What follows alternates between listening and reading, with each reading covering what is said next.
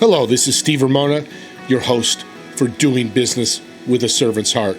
I want to thank our sponsors, Infone, and with Infone, you can place your business on everybody's cell phone, turn their business into a web app, and with a click of a button, they'll have access to you 24/7. And also Pantheon.fm. Have you ever thought about monetizing and taking your podcast to the next level? Well, Pantheon can do that. Let us show you how.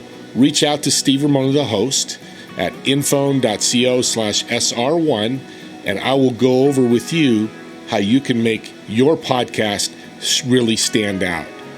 Let's enjoy the show. Thanks again, everybody.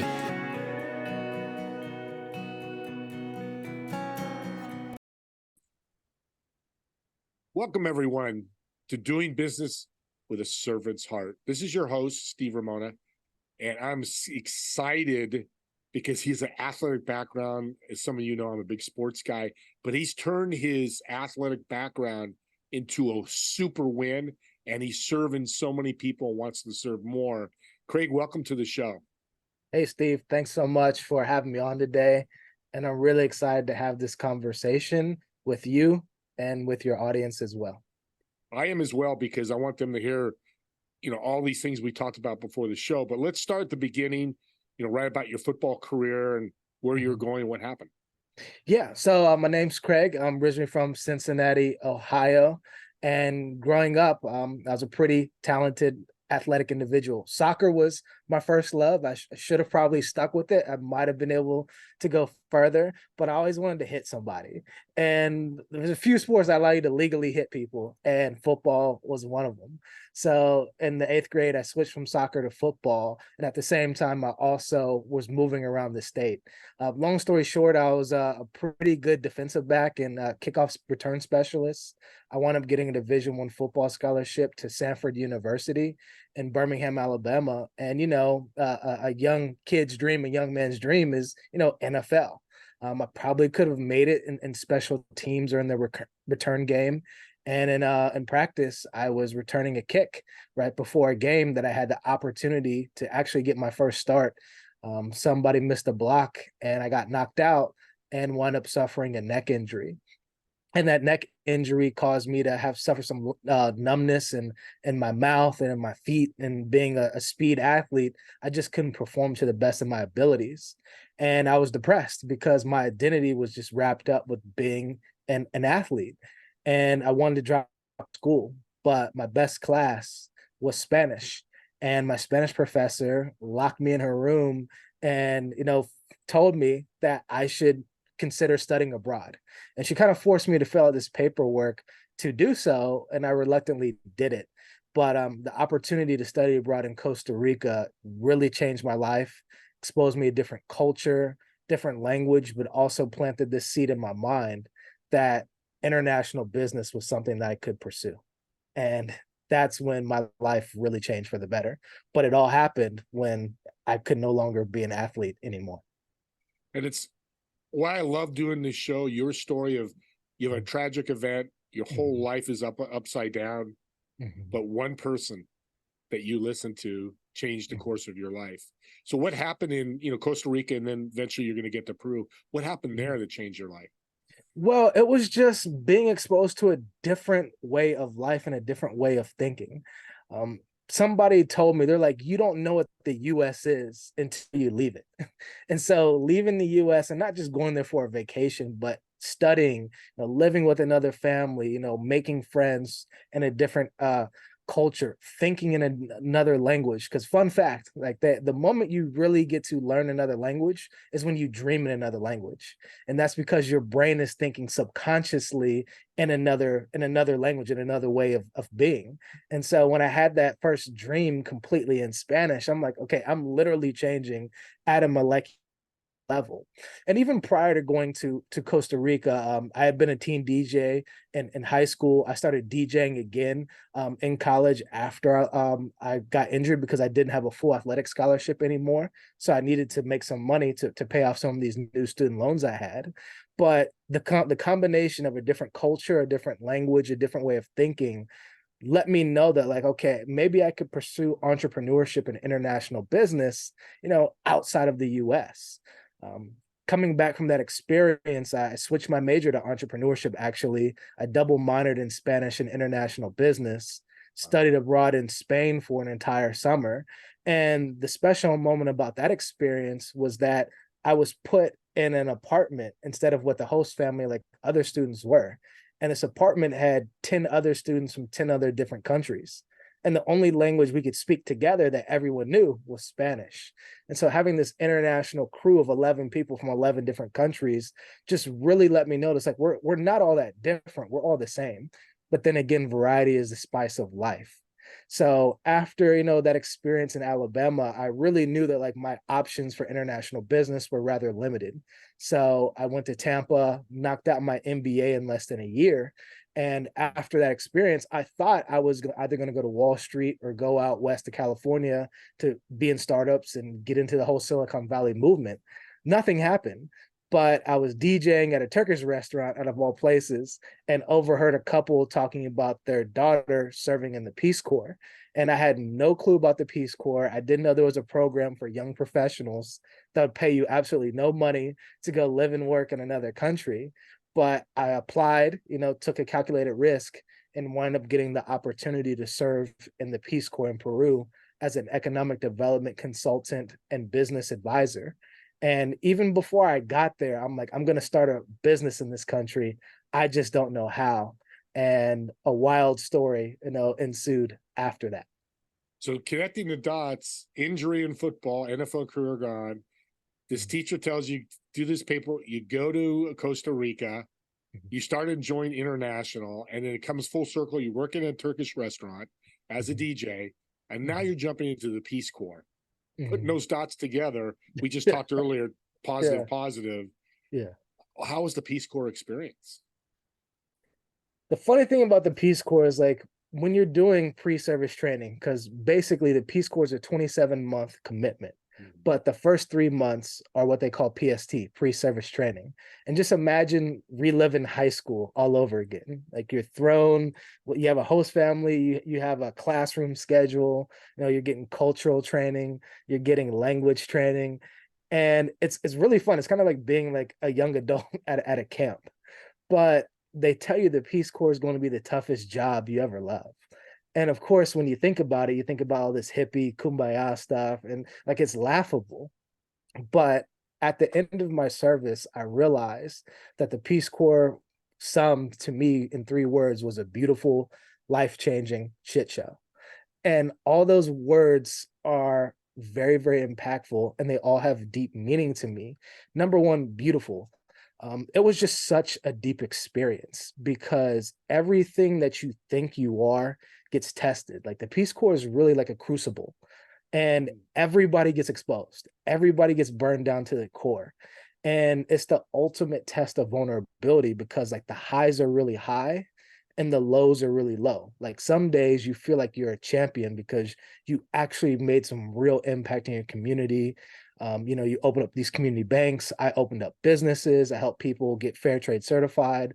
I helped the largest mango association in Peru to reunite and negotiate fair prices for the first time ever. Like major projects had got accomplished. But then other days you would have super low lows because you didn't know if you fit in. Sometimes language could be a struggle. Obviously, adapting to the culture was a struggle, but everybody else was going through the same problems at the same time.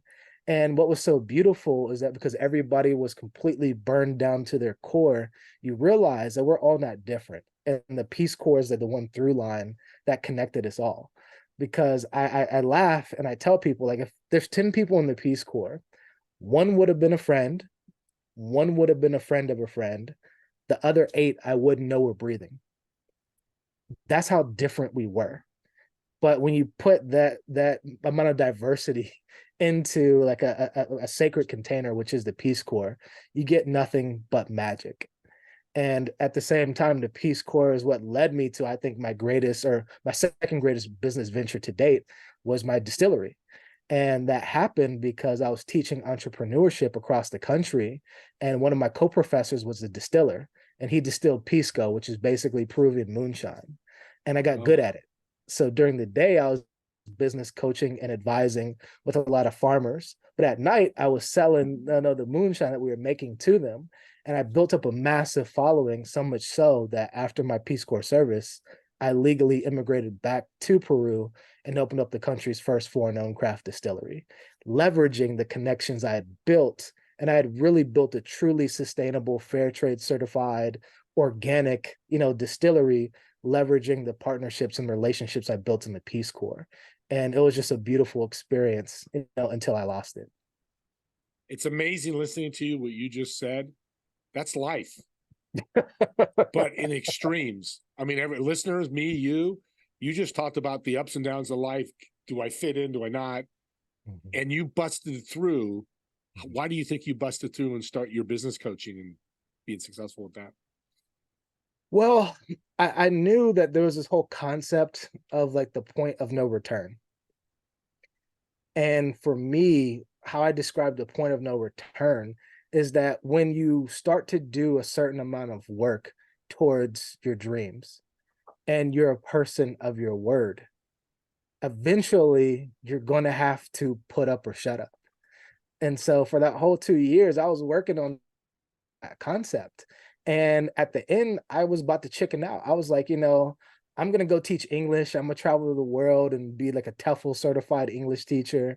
And then all my friends and family were like, Craig, what are you doing? You put 2 years of hard work. You already have your apartment lined up. You already have the property leased. Why are you going to fold up? And I realized I had crossed the point of no return. And so that ability to practice what you preach and preach what you practice has been something I've always embodied, even though we still go through these human aspects of like this fear, the fight, flight, or freeze. But if you can overcome that, that's what makes you successful. And so, transitioning into business coaching, I think that's probably one of the most important characteristics a coach should have, is that they practice what they preach and they preach what they practice. And that they're leading people down a path that they've already been. And that embodiment and that authenticity is what helps separate the real coaches from the ones who are more or less fraudulent. Yeah, it's well said, everything you said. And the door opens for opportunity. Some people walk in, some people don't. I know no percentages. You walk through the door and look where you are today. So your business coaching, let's talk a little bit about that, what you're doing, what your mission is with this coaching, and some of your stories of great successes. Yeah. So the coaching aspect happened accidentally. So in 2019, 2018, I had just exited from a tech startup of mine, and I moved back to Ohio to help out with family, after my grandmother passed. And this was like pre-pandemic. And I was applying for all these jobs. I had multiple interviews at different places, but nothing really transpired. And so the pandemic starts to hit and everything's shutting down. And I have all this free time on my hands. And I'm like, what am I going to do? At the same time, I've been telling people the story. I had told you kind of my origin story, and like people were like, man, Craig, you have a book in you. And I love writing. I've always written. I had a travel blog that was monetized earlier in the Peace Corps, and prior to that, it was called iNomads. And I was like, let me sit down and capture my thoughts. And the first words that I wrote were that this book is dedicated to all those who will dare to abandon the status quo, follow the road not taken, and discover the person they're truly meant to become. And as much as I was writing those words to my readers, I was really writing those words to myself, because this book was basically my memoir of leaving the US, joining the Peace Corps, starting my distillery, losing it, and then all the life and business lessons I learned from that process. And by writing those words on paper, I really began to connect the dots and truly heal myself. And I realized that doing the inner work is more important than doing the outer work. And that's really become the philosophy for my coaching ethos, because my book basically sold several thousand copies out the gate. And it's what convinced me to really go all in on being a coach and a mentor and advisor. It's stuff I've been doing since I was 19. My first coaching contract was actually in college when I was playing football. because I got hired by the Birmingham, Alabama Juvenile Detention Center to help other, men of color who came from street backgrounds, to become barbers, to become DJs, to, learn how to cook, how to start these little micro businesses. But I never actually considered this to be a full career. So fast forward to today, I've been running, Creative Craig LLC and the Solo Creator Club for the past 4 years. And so my whole mission is to provide entrepreneurial therapy to these service-based business owners by helping them do the inner and the outer work to grow their businesses. Because in order to become, you must do. In order to do, you have to think. Because basically the body does what the mind follows. So the process is think, do, become. And doing the outer work, creating a business, it's not easy, but you can pretty much follow a couple simple steps to build a profitable business. But the thing is are you healthy mentally, physically, and spiritually? Are you the CEO of you? Most people are not. And so as we kind of talked about earlier, you need a double positive, because if your business is booming, that's a positive. But if you're broken, that's a negative. So a broken person, booming business, problems. Then at the same time, you could be a healthy, healed person, but you have a broken business, you're going to be broken. Life's going to be chaotic. But when you can do the inner and the outer work and be positively healthy yourself, and then have a functional business yourself, that's where the magic happens. And that's where I get my clients. You can impact people more doing that. So before I forget, let's do a shout out. How can people get a hold of you after all you said? I'm sure people out there going, I got to talk to Craig. How can they find you? So they can find me anywhere at my handle, Creative Craig, but you spell that in a unique way. That's CRE8IVECRAIG. And I'm really active on LinkedIn and Instagram especially. And then my website's also www.creativecraig.com. That's how you can get a hold of me.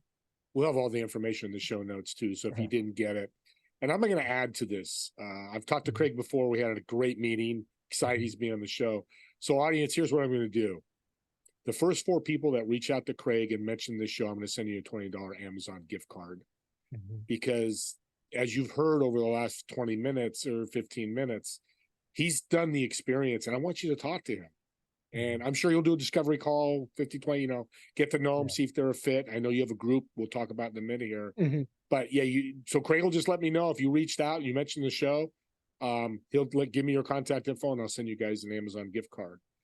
Serving means action, and action means following what you believe in. And that's why I do this.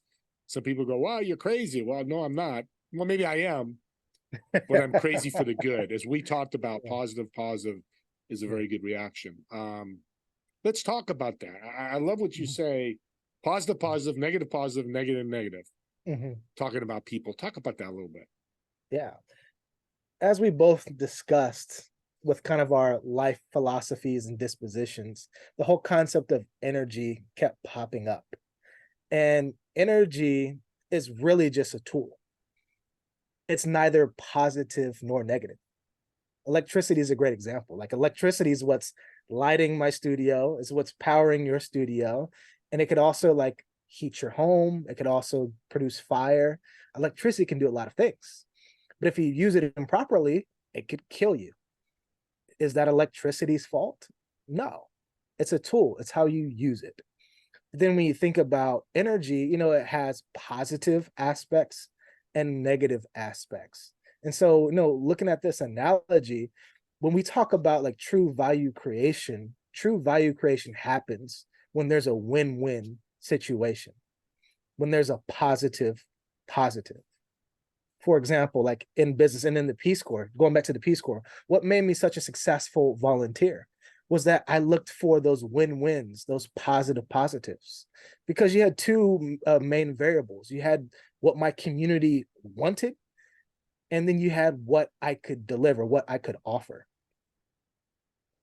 If the community wanted something that I could not offer, that's a negative positive, doesn't work. On the inverse, if there was something that I could do, but the community did not want, it was an unsuccessful project.